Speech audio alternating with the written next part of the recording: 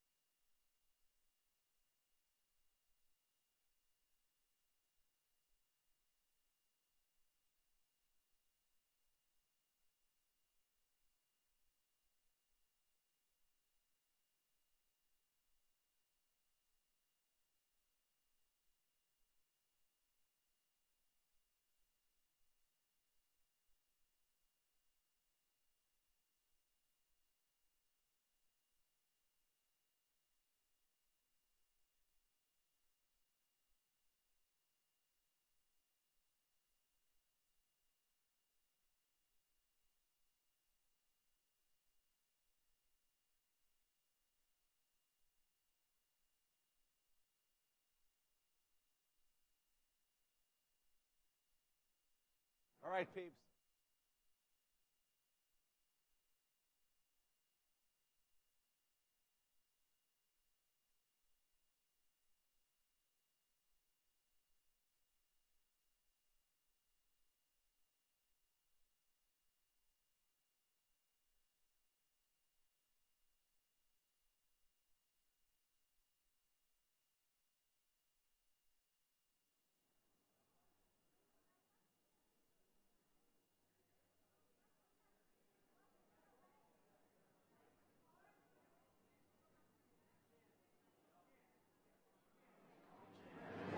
Thank you for joining us at the Forum on Leadership Live Desk here at the George W. Bush Presidential Center in Dallas.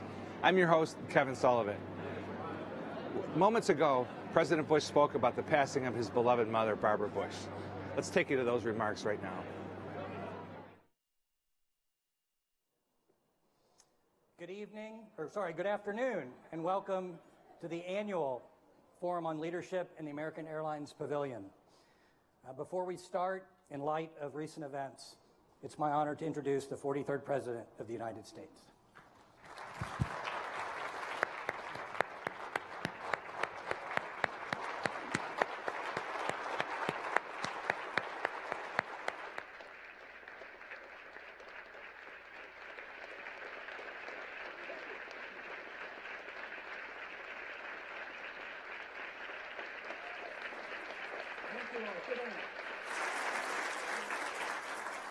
Thank you. Hirsch is doing a really good job. And therefore, and his team, I might add, and his team, and therefore I can boldly predict, that the next 5 years are going to be as meaningful, if not better, than the previous 5 years. So, Lauren, I want to thank you all for coming. We want to thank our board. We want to thank our donors for your fantastic support. This is an awesome celebration, mainly because of the talent we have attracted. And so you're going to hear a lot of interesting people talk about ways to make the country a better place. And so Ken mentioned the recent events. I see all the white ribbons. I thank you for wearing the ribbons. And I thank you for your prayers and support. So just so you know, I hope you don't feel sorry for any of us, particularly me. I am at peace with what took place, and the reason why is my mother was at peace for what took place. She believes in an afterlife, and was joyously looking forward to that afterlife. She's pretty funny to the end. So I went over to see her in the hospital. Laura and I went over there, and she was her feisty self. One of the things that tended to enrich our conversations with her needling me and me needling her. And so she was needling me, and the doctor walks in. Nice, pleasant woman. And Mother said to the doctor, "Do you want to know why George turned out the way he turned out?" And the doctor kind of looked, somewhat perplexed and nodded her head. And Mother says, "Because I drank and smoked when I was pregnant with him."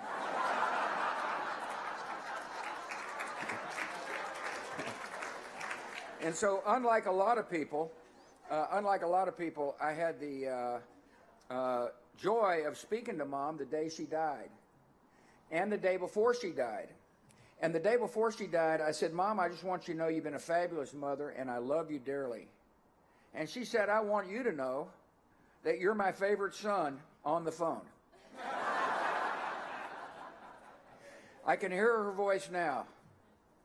George, move on with your life and continue to do the fabulous work you're doing at the Bush Center. Thank you all for being here. God bless my mama. Welcome back. That was President Bush giving remarks on the passing of his beloved mother. We welcome you to go to barbarabush.org and leave your personal tribute for a great American woman. Also, if you're in Dallas and you're visiting the Bush Museum and Library, we have a memory book in the lobby that you're welcome to sign, and we'll get those messages to the family. You heard President Bush say that his mother told him to carry on with the fabulous work of the Bush Center, and that's what we're going to do here at the Forum on Leadership the next few days. So once again, here we are at the Forum on Leadership live desk at the Bush Presidential Center in Dallas, right outside the American Airlines Pavilion. We'll be streaming live throughout the forum today and tomorrow. You can tune in on Facebook, Twitter, or at bushcenter.org. Follow the conversation on social media with the hashtag #MyChargeToKeep. We have plenty of great content in store for you today. Starting at 2:15, we'll have a conversation on education reform with Priscilla Chan. At 3:30, we'll have a panel on nationalism and global markets with Hank Paulson and Ben Bernanke. Our Studio 43 conversations kick off at 5 o'clock with a panel on conservation with Mrs. Laura Bush. And at 6 p.m. Central Time, we'll have a panel on universal basic income. Lots of good information.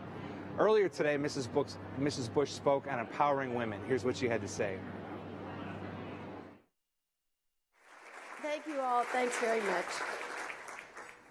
George was supposed to introduce me, but in his talk about his mother, he forgot. But my speech does say thank you, George, at the first. Good afternoon, and welcome to the Forum on Leadership.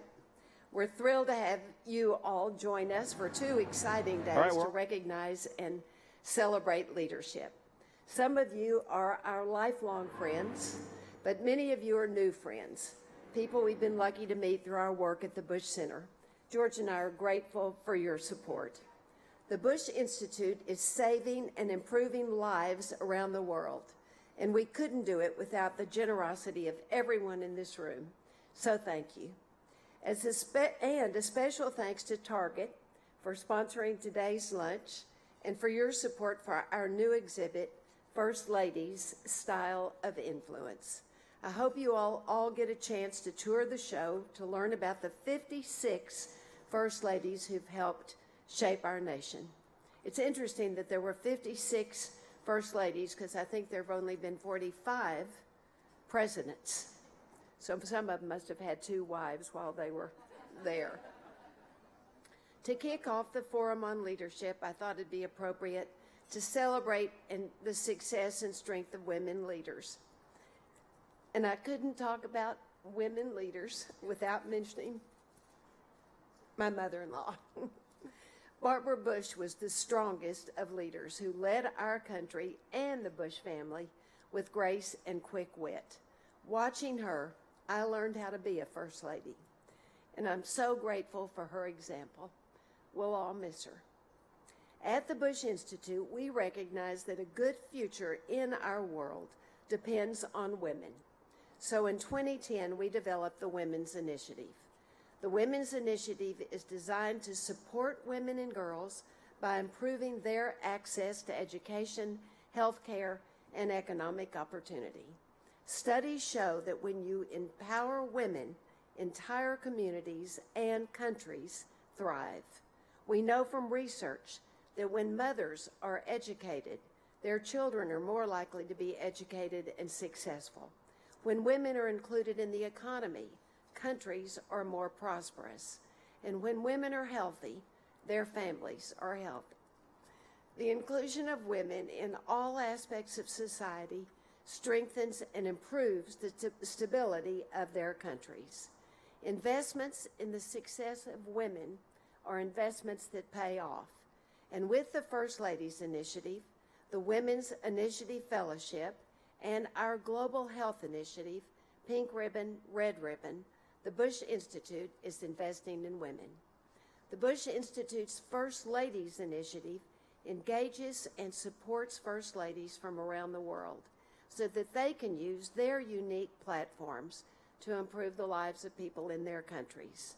The role of First Lady is unique to every woman who holds the position. We aren't elected, but we're given a remarkable opportunity to advocate for issues we care about and to help address the problems that we see in our countries. In 2013, I traveled to Tanzania to launch the First Ladies Initiative at the Bush Institute African First Ladies Summit. Since then, the First Ladies Initiative has engaged with over 50 current and former First Ladies, elevating important issues for women and girls, including access to health care, education, and economic opportunity. Last year, George and I visited Namibia, where we saw firsthand the work being led by First Lady Monica Gingos to improve the lives of women and young people there. By collaborating with Mrs. Gingos and her staff, the First Ladies Initiative is providing strategic support for her efforts to address inequality, violence, and poverty.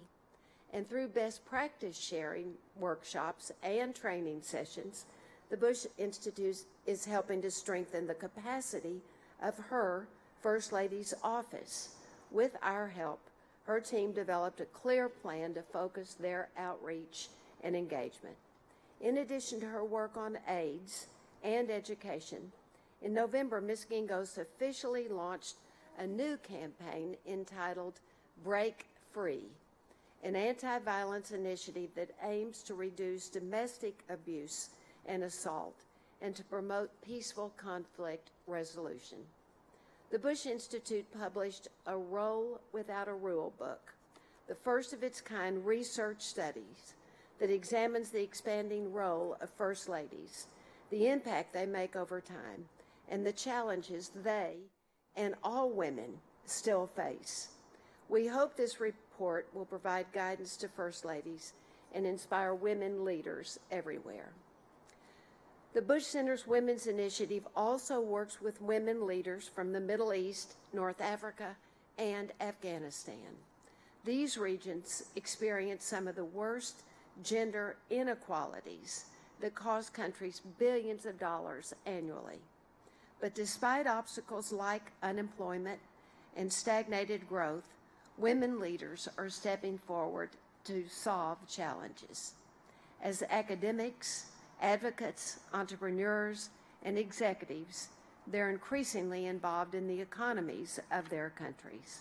The Bush Institute's Women's Initiative Fellowship Program seeks to ensure that today's economic innovators have the tools to be tomorrow's leaders.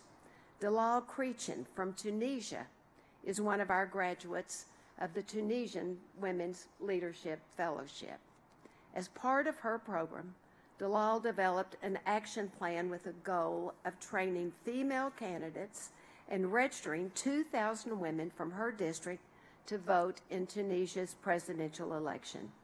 She surpassed her goal by training 120 female candidates and registering more than 3,500 women to vote in Tunisia's 2014 parliamentary elections. Dalal, like all of our Women's Initiative Fellows, believes in the future of our country and the value of making sure women are included. This October, we'll welcome to the Bush Center a new class of Women's Initiative Fellows from Afghanistan, Egypt, Jordan, Lebanon, Morocco, and Tunisia. President Bush and I believe that every life is precious, and through the Bush Institute's Global Health Initiative, we're committed to saving lives across sub-Saharan Africa. In 2002, at a White House Rose Garden ceremony, President Bush said, "The global devastation of HIV/AIDS staggers the imagination and shocks the conscience." Within 6 months, he unveiled the President's Emergency Plan for AIDS Relief, or PEPFAR, the largest international health initiative ever directed at a single disease. The results of PEPFAR have been incredible. You probably don't know this, but because of your tax money, over the past 15 years, Americans have been able to save the lives of more than 13.3 million people through PEPFAR. And PEPFAR is now supporting adolescent girls and young women through its DREAMS partnership. Since DREAMS was launched in 2015, new HIV infections have declined 25 to 40% in countries where DREAMS operates. The success of PEPFAR encouraged us to take on our next challenge, women's cancers. 7 years ago, the Bush Institute launched a program to fight cervical cancer because women living with HIV are 5 times more likely to develop cervical cancer. Since that time, more than 500,000 women have been screened for cervical cancer, and nearly 150,000 girls have been vaccinated against the human papillomavirus, which causes the cervical cancer. George and I know that a woman who survives AIDS should not be left to die from cervical cancer, a preventable disease and the leading cause of cancer death among African women. And neither should her mother or her sister or her friend. Despite the dire headlines we read, there's reason for hope for women in the Middle East, Africa, and around the world. And the accomplishments of Mrs. Gingos and Dalel remind us of that. So today, as we celebrate the success of women in leadership roles, I ask you to think about the women who will make even more progress in the future. The women gathered here today, and maybe even my little precious granddaughters, Mila and Poppy Louise. Consider the legacy that we'll leave for our children. The choices we make now shape the world for the next generation. And that's why I thank each one of you for your leadership in your community, and for you for your commitment to a good future for women everywhere. Thank you all. Welcome back to the Forum on Leadership Live Desk. I'm Kevin Sullivan, your host. Pleased to be joined by Bush Center CEO Ken Hurst. Ken, for the last 15 months, it seems like you've been the driving force behind this incredibly ambitious undertaking. How did it come to be? Well, I think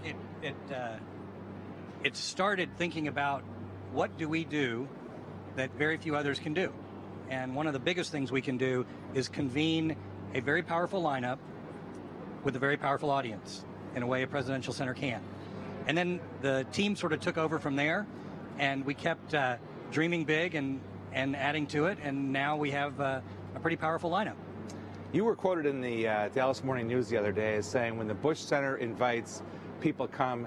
You weren't kidding. I mean, this lineup is incredible, from Vice President Cheney and former Speaker Boehner, CEOs, elected officials, 2 governors, President and Mrs. Bush, on and on.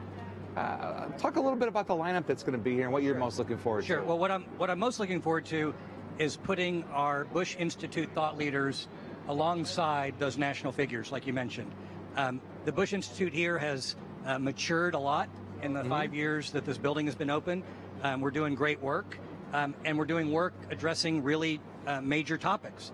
So why not put that work alongside some of the most well-known and well-respected global leaders talking about those same issues? And so I'm excited by that. And some of the names you rattled off, when we say we're having a party hosted by President and Mrs. Bush, people pick up the phone and answer the invitation. Well, and that's why viewers to our live stream will see Ann Wicks on education reform, and Matt Rooney on economic growth, and Holly Kuzmich, who runs the Institute, Natalie Ganella-Platz, Laura Collins, Matt Amadon, right, Miguel Howe. These are all the policy directors at the Bush Institute, and many people aren't even aware that there is a policy institute. Exactly, and that's one of both the challenges, but also the opportunities that we have, because President and Mrs. Bush are so visible. that they draw a lot of attention. So we want to make sure that we incorporate that attention and direct it towards the great work that we do. And that way, it's kind of a twofer. We get the messaging and the I'll call it the celebrity of President and Mrs. Bush and the power of their words, and then we bring it to action through the Institute and the great programming we have here. Take our viewers behind the scenes just a little bit into your time with Bono and that conversation, that meeting with President Bush that ultimately led to him agreeing to be here to receive the first George W. Bush Presidential Leadership Medal. Well, that was pretty special. Last May, we approached Bono and told him really what we wanted to do. When we set up the parameters for the George W. Bush Medal for Distinguished Leadership, we wanted to find somebody who was a global figure, somebody who really had taken their platform into a level that other people would emulate. And we approached Bono. He said he would do it. And he would do it out of his respect and admiration for President Bush. He said he's been asked for 15 years to accept awards like this, and he's turned them all down, but this one he'll do. So we had a fun day on the ranch, and the two of them obviously click over their support for Africa, and it was a very easy conversation. Finally, what do you hope the attendees get out of this next couple days? Well, I hope that out of each of the panels, people understand the power of leadership, and that leadership isn't just standing on a national stage with a microphone. Leadership is around your kitchen table, it's in your faith institution, it's in your company, it's on the sidewalk, it's in your friend group. And if people can take lessons from these leaders and apply it in their own life, then we win. Thank you, Ken, for spending a few minutes with us here. And now we'll go to our programming.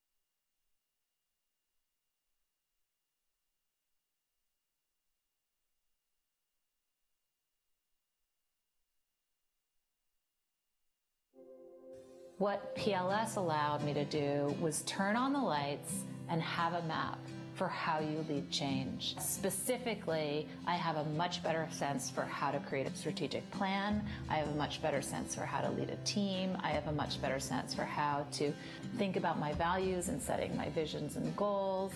I have a much better sense about how to persuade people. The frameworks and learning, the classroom learning at PLS, was game-changing for me. So I'm currently the Chief Impact Officer for Participant Media, which is an entertainment company. We make film, television, and digital content. And at the core of each one of our pieces of content is a social message. And as Chief Impact Officer, my job is to create the strategy and execute campaigns around that content so that when people see our stories and are moved by them, they have an opportunity to take action and be leaders and change themselves. It was a great privilege to be in the presence of 59 other people who are dedicating their lives as servant leaders. I am grateful to the universe that upon completion of the PLS experience, I've landed in a job where I am working on some of the most important social issues of our time. And that given the content that we're creating that drives change and the PLS Rolodex, that in this job, when I combine the two together with my team and with my PLS colleagues, we are in the position to make incredible change around the world and across the country. And so I hope I can live up to that challenge, but I feel ready and grateful.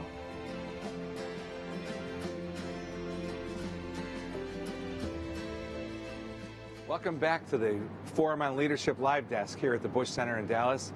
Up next, we have Arthur Brooks, president of the American Enterprise Institute, who's moderating a conversation tonight with Dr. Condoleezza Rice on opportunities and obligations of freedom. Welcome, Arthur, and thank you for being here. Great to be with you. It's a delight to be at this great conference. Yeah, this is going to be an incredible couple of days. Yeah, absolutely. Now, you've said over the years, you've kind of become known for being able to get along with people who disagree with you? Yeah, I had to. I mean, I'm from a liberal family in Seattle, so if I can't get along with people who disagree with me, I'm in big trouble as a conservative. Well, and it's one of the reasons why you don't like the nasty discourse, because we're kind of insulting our loved ones. Yeah, totally. I mean, everybody who's watching us today, I could ask anybody watching us, how many of you love somebody with whom you disagree politically?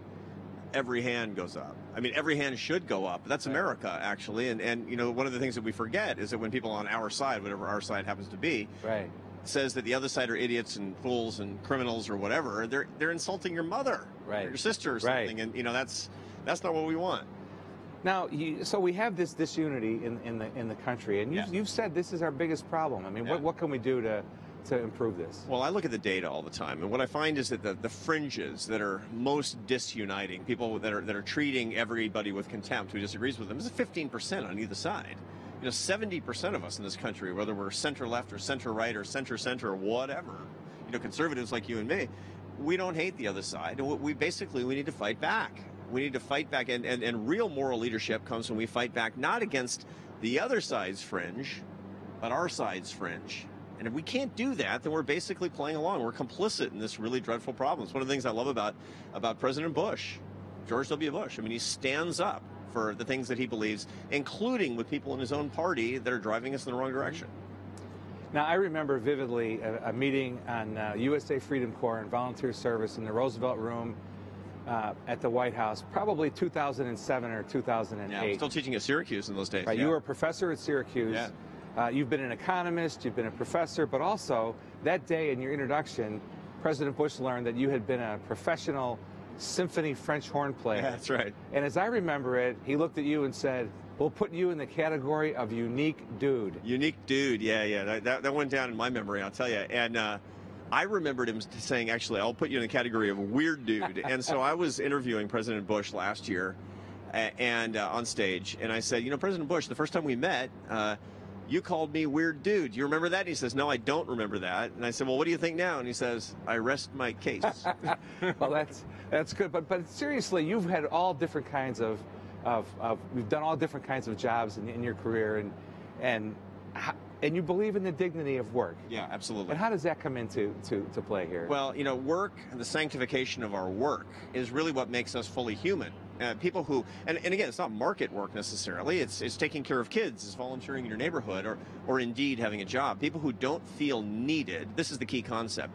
Dignity, your sense of dignity comes from feeling like you are a needed person. Being needed actually becomes apparent, is instantiated in your life through productive activity. People who don't feel needed by their families, by their communities, by a workplace, these are people who have the least sense of their own dignity. You want to bring dignity back to America in a country that has too much despair?